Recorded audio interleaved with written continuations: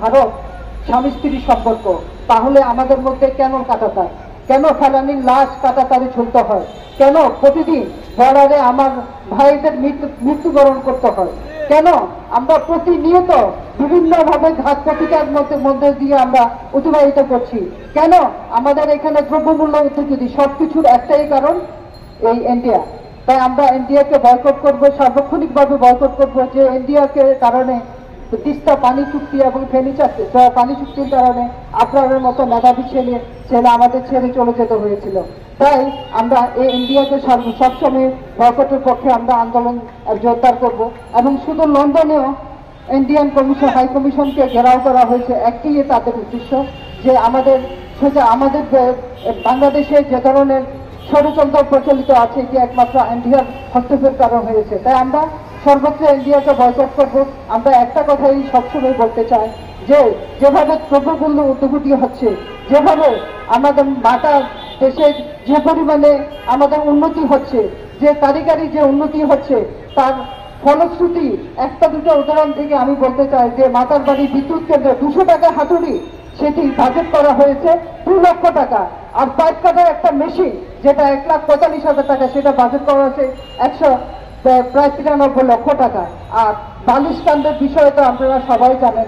এভাবে দিনের পর দিন আমাদের দেশে যে উন্নয়ন করা হচ্ছে, উন্নয়ন নামে যে স্বৈরাচারিতা, এটা আমার টাকা, আপনাদের টাকা, আমাদের সাধারণ জনসাধারণের টাকা।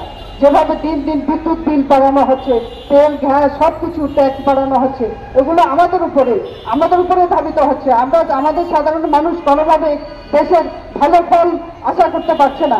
যেভাবে কর্ণফুলী ট্রানজিট, যেভাবে মেট্রো রেল, উড়াল সেতু যা কিছু হয়েছে, এগুলো সব উচ্চবিত্তদের জন্য, আমাদের নিম্নবিত্তদের জন্য না।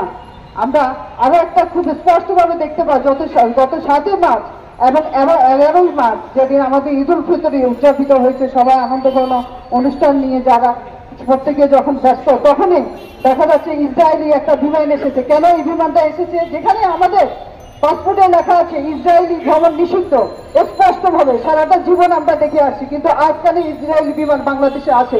আমাদেরকে জানতে হবে, বুঝতে হবে কি হচ্ছে, কি হতে যাচ্ছে, আমাদের দেশে কি আনা হচ্ছে, এটা স্পষ্ট জবাব এই সরকারকে দিতে হবে। সারা দেশে যেভাবে ঘুম অনাচার, মিথ্যা মামলা, হয়রানি করা হচ্ছে এই বিএনপি এবং জনসাধারণকে, এবং যেভাবে শিক্ষা ব্যবস্থাকে লুণ্ঠন করা হচ্ছে ঘাত প্রতিঘাতের মাধ্যমে, যেভাবে ভুয়ো রাজনীতিকে কলঙ্কিত করা হচ্ছে, ভুয়োতে যেখানে দেখা যাচ্ছে মেধাবী ছাত্রছাত্রীরা যেভাবে মারা যাচ্ছে, সেখানে ভুয়োটা রাজনীতিকে স্থগিতাখন করা হয়েছে। কেন হাইকোর্টের আদেশে এটিকে আবার নতুন করে চালু করা হবে?